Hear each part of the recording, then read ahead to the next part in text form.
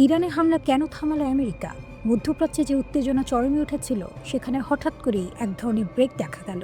অনেকেই ধরে নিয়েছিল আমেরিকা খুব শিগগিরই ইরানি সামরিক হামলা চালাবে, কিন্তু সেই হামলা হলো না। প্রশ্ন হচ্ছে কেন? উত্তরের বড় অংশ লুকিয়ে আছে ইসরায়েলের উদ্বেগে। ইসরায়েল কেন হামলা পিছিয়ে দিতে বলল? সিএনএন এর এক বিশেষ রিপোর্ট অনুযায়ী ইসরায়েলের প্রধানমন্ত্রী বেনিয়ামিন নেতানিয়াহু সরাসরি মার্কিন প্রেসিডেন্ট ডোনাল্ড ট্রাম্পকে অনুরোধ করেন যেন ইরানে হামলা আপাতত পিছিয়ে দেওয়া হয়। এর মূল কারণ ছিল ইসরায়েলের ক্ষেপণাস্ত্র প্রতিরক্ষা ব্যবস্থা চরম চাপের মধ্যে রয়েছে। গত বছর ইরানের সঙ্গে সরাসরি সংঘর্ষে ইসরায়েল তাদের আকাশ প্রতিরক্ষা ব্যবস্থা আয়রন ডোম, ডেভিড স্লিং এবং অ্যারোস সিস্টেম ব্যাপকভাবে ব্যবহার করেছে। ইসরায়েলি কর্মকর্তাদের আশঙ্কা, আবার বড় আকারের সংঘাত শুরু হলে এই সিস্টেমগুলো দীর্ঘ সময় ধরে টিকে থাকতে নাও পারে। সহজ ভাষায় বললে, ইসরায়েলের ঢাল দুর্বল হয়ে পড়ছে। ইরান কি সহজে ভেঙে পড়বে? ইসরায়েলের আরেকটি বড় হিসাব ছিল, ইরানের সরকারকে কয়েকটি সীমিত বিমান হামলায় ফেলা সম্ভব নয়। ইসরায়েলি নেতৃত্বের মতে, ইরানের সরকার ভাঙতে হলে দীর্ঘমেয়াদী এবং পূর্ণাঙ্গ সামরিক অভিযান দরকার, আর সেটার ফল হবে ইসরায়েলের ওপর ব্যাপক ক্ষেপণাস্ত্র হামলা, বড় অর্থনৈতিক ক্ষতি, দীর্ঘ যুদ্ধের ঝুঁকি। এই মুহূর্তে ইসরায়েল সেই পরিস্থিতির জন্য পুরোপুরি প্রস্তুত নয়।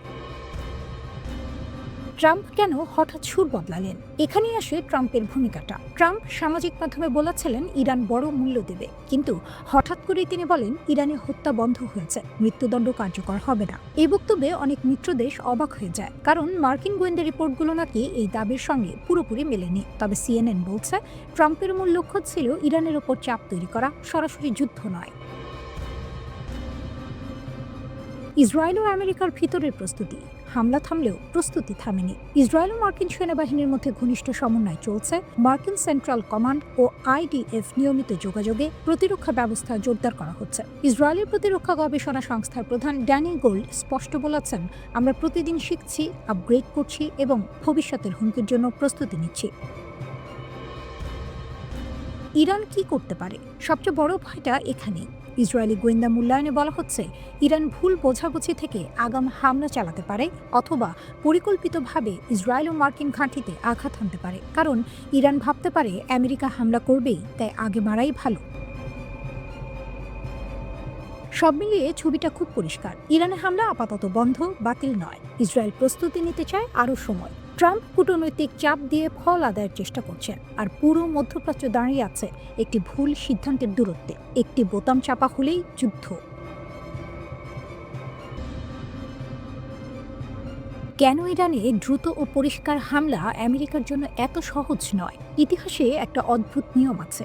অনেক সময় কোনো শাসন ব্যবস্থা ভাঙার ঠিক আগ মুহূর্তে তাকে সবচেয়ে শক্ত মনে হয়, আবার উল্টোটাও হয়। ভেতরে অস্থিরতা বাড়লে বাইরে থেকে মনে হয় একটা বড় ধাক্কাই বুঝি সব শেষ করে দেবে। এই মুহূর্তে ইরানকে নিয়ে ঠিক এমনই একটা ভুল ধারণা তৈরি হচ্ছে। ইরানে নজিরবিহীন বিক্ষোভ শুরু হয়, তাই অনেকের মনে প্রশ্ন, আমেরিকার বিমান হামলা কি এই সরকারকে শেষ ধাক্কাটা দিতে পারবে? সংক্ষিপ্ত উত্তর, না, ব্যাপারটা এত সহজ নয়। ইরানের সরকার কিভাবে টিকে থাকে? ইরান কোনো সাধারণ রাষ্ট্র নয়। এটা এক ব্যক্তি নির্ভর পিরামিডও নয়, যেখানে মাথা কেটে ফেললেই সব ভেঙে পড়বে। ইরান হলো একটি নেটওয়ার্ক ভিত্তিক রাষ্ট্র ব্যবস্থা। এখানে ক্ষমতা ছড়িয়ে আছে সর্বোচ্চ নেতার দপ্তর, বিপ্লবী গার্ড আইআরজিসি, গোয়েন্দা সংস্থা, ধর্মীয় প্রতিষ্ঠান, অর্থনৈতিক স্বার্থের নেটওয়ার্ক।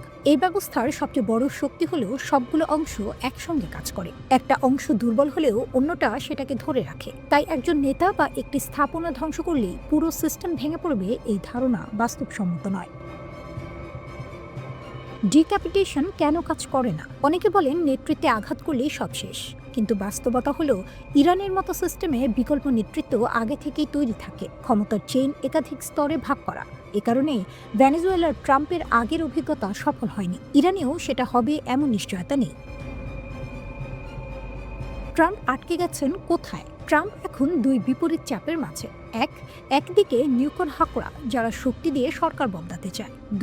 অন্যদিকে আমেরিকা ফার্স্ট সমর্থকরা, যারা আরেকটি মধ্যপ্রাচ্যের যুদ্ধে যেতে চায় না। ফলে ট্রাম্পের পছন্দ হলো দ্রুত ঢোকা, দ্রুত বের হওয়া, এমন শাস্তিমূলক হামলা যা শক্ত দেখাবে কিন্তু বড় দায়িত্ব তৈরি করবে না। সমস্যা হলো ইরান এই ধরনের হামলার জন্য সবচেয়ে কঠিন লক্ষ্য। আঞ্চলিক রাজনীতি ট্রাম্পের অপশন কমিয়ে দিয়েছে। ইসরায়েল চায় আমেরিকার সামনে থেকে লড়ুক। কিন্তু উপসাগরীয় দেশগুলো সৌদি আরব, কাতার, ওমান তারা সবাই চায় উত্তেজনা কমুক, যুদ্ধ না বাড়ুক। এর মানে মার্কিন ঘাঁটি ব্যবহার করা কঠিন, কাছ থেকে বড় এয়ার অপারেশন চালানো কঠিন। ফলে আমেরিকাকে দূর থেকে হামলার কথা ভাবতে হয়, যা কার্যকারিতা কমিয়ে দেয়।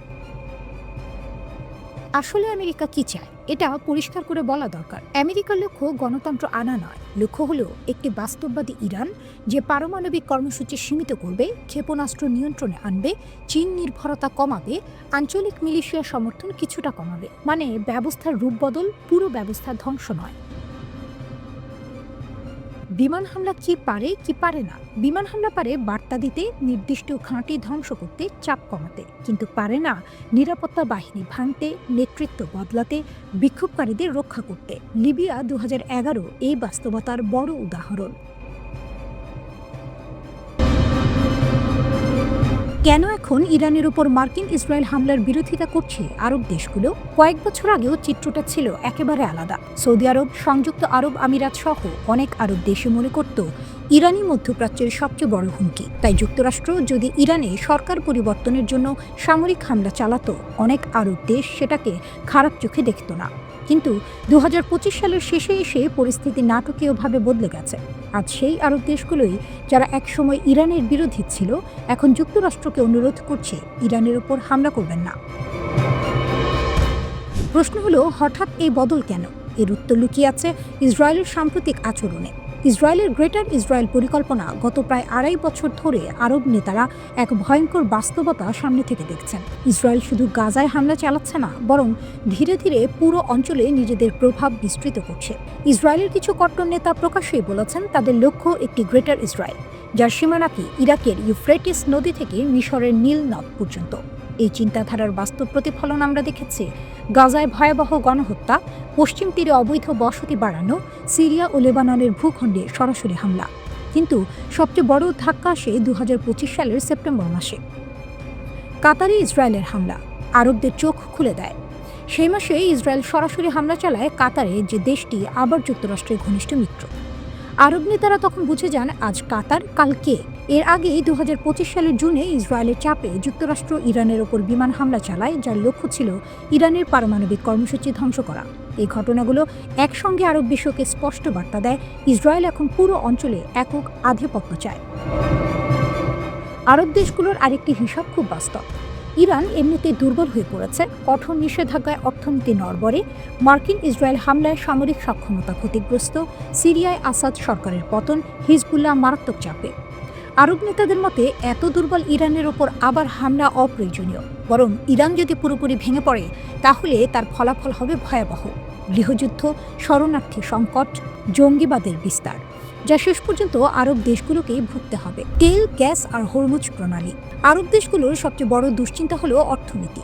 ইরানে হামলা হলে পাল্টা প্রতিক্রিয়ায় হরমুজ প্রণালী বন্ধ হয়ে যেতে পারে, তেল ও গ্যাস সরবরাহের ভয়াবহ সংকট তৈরি হবে, দাম আকাশচুম্বী হবে। মিশরও আতঙ্কিত, কারণ ইরানে অস্থিরতা বাড়লে লোহিত সাগর ও সুয়েজ খাল ঝুঁকিতে পড়বে, যা মিশরের অর্থনীতির মেরুদণ্ড। বদলে যাওয়া শত্রুর তালিকা। সবচেয়ে বড় পরিবর্তনটি এসেছে হুমকি মূল্যায়নে। একসময় সৌদি আরবের প্রধান শত্রু ছিল ইরান, কাতারের শত্রু ছিল সৌদি, মিশরের চোখে কাতার ছিল অস্থিরতার উৎস। আজ সেই সমীকরণ ভেঙে গেছে। আজ অধিকাংশ আরব দেশের চোখে সবচেয়ে বড় হুমকি ইসরায়েল, কারণ সীমান্ত মানে না, আন্তর্জাতিক আইন মানে না, প্রকাশ্যে ভূখণ্ড দখলের কথা বলে। আরব নেতারা ভয় পাচ্ছেন ইসরায়েল হয়তো ইতোমধ্যেই গ্রেটার ইসরায়েলের পথে। ইসরায়েলের লাগামহীন আগ্রাসন আর মার্কিন সমর্থন আজ এমন এক পরিস্থিতি তৈরি করেছে যেখানে বিভক্ত আরব বিশ্বও একটি বিষয়ে একমত হচ্ছে, এই আগুন আর বাড়ানো যাবে না।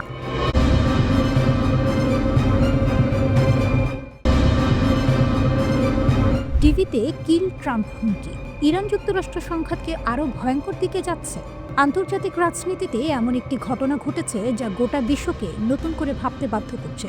ইরানের রাষ্ট্রীয় টেলিভিশনে সরাসরি এমন একটি ছবি ও বার্তা প্রচার করা হয়েছে যাকে অনেকেই যুক্তরাষ্ট্রের প্রেসিডেন্ট ডোনাল্ড ট্রাম্পের প্রতি খোলামেলা হুমকি হিসেবে দেখছেন। এই ঘটনার পরই ইরান যুক্তরাষ্ট্রকে দিয়েছে তাদের দ্বিতীয় সরাসরি সতর্কবার্তা। ট্রাম্পের হাত কেটে দেব, আইআরজিসির হুমকি। ইরানের ইসলামিক রিভলিউশনারি গার্ড কর্পস বা আইআরজিসির একজন শীর্ষ কমান্ডার মোহসেন রাজৌরি প্রকাশ্যে বলেন, ট্রাম্প বলেছেন তার হাত ট্রিগারে, আমরা তার হাত আর আঙুল কেটে দেব। যদি আমরা এগোই তাহলে আর কোনো যুদ্ধবিরতির কথা হবে না। এখনই থামুন, পিছু হটুন, নইলে এই অঞ্চলে আপনাদের কোনো ঘাঁটি নিরাপদ থাকবে না। এই বক্তব্য আন্তর্জাতিক সংবাদ মাধ্যমে ব্যাপক আলোড়ন তোলে। বিশেষজ্ঞরা একে ইরানের পক্ষ থেকে ট্রাম্পের প্রতি দ্বিতীয় সরাসরি হুমকি হিসেবে দেখছেন। মার-আ-লাগো কি সত্যি ইরানের রাডারে? সবচেয়ে চাঞ্চল্যকর বিষয় হলো, খবর অনুযায়ী ইরানের রাষ্ট্রীয় টেলিভিশনে এমন একটি ছবি দেখানো হয় যেখানে 2024 সালের এক নির্বাচনী সমাবেশে আহত ডোনাল্ড ট্রাম্পকে দেখা যাচ্ছে। সেই ছবির সঙ্গে লেখা ছিল, এইবার লক্ষ্যভ্রষ্ট হবে না। এইবার তাকে অনেকেই সরাসরি ট্রাম্পের ব্যক্তিগত নিরাপত্তার প্রতি ইঙ্গিত হিসেবে ব্যাখ্যা করছেন। আর এখান থেকেই প্রশ্ন উঠছে, ইরান কি এখন শুধু মার্কিন সামরিক ঘাঁটি নয়, বরং ট্রাম্পের ব্যক্তিগত অবস্থান, এমনকি মার-আ-লাগো পর্যন্ত ভাবনায় রাখছে? হোয়াইট হাউসের প্রথম প্রতিক্রিয়া। এই ঘটনার পর সাংবাদিকরা হোয়াইট হাউসের প্রেস সেক্রেটারি ক্যারোলিন লেভিটকে প্রশ্ন করেন। তিনি বলেন, আমি বিষয়টি নিজে দেখিনি, আমরা এটি যাচাই করব এবং প্রেসিডেন্ট ও তার জাতীয় নিরাপত্তা টিমকে বিষয়টি খতিয়ে দেখতে বলবো। যুক্তরাষ্ট্র কি সত্যি হামলা খুব কাছাকাছি ছিল? আরেকটি গুরুত্বপূর্ণ প্রশ্ন ছিল, যুক্তরাষ্ট্র কি সত্যি ইরানে হামলা চালাতে যাচ্ছিল? এই প্রশ্নের উত্তরে প্রেস সেক্রেটারি বলেন, অনেক খবরই এসেছে অজ্ঞাত সূত্র থেকে। আসলে প্রেসিডেন্ট কি করবেন সেটা কেবল প্রেসিডেন্ট নিজেই জানেন। তবে তিনি পরিস্থিতি খুব কাছ থেকে পর্যবেক্ষণ করছেন এবং সব অপশন এখনও টেবিলে আছে। কেন সবাই এখন যুদ্ধ চায় না? খেয়াল করার বিষয় হলো, এই উত্তেজনার মধ্যেও ইসরায়েল ও যুক্তরাষ্ট্রের মিত্র কিছু আরব দেশ ট্রাম্পকে সরাসরি হামলা থেকে বিরত থাকতে বলেছে।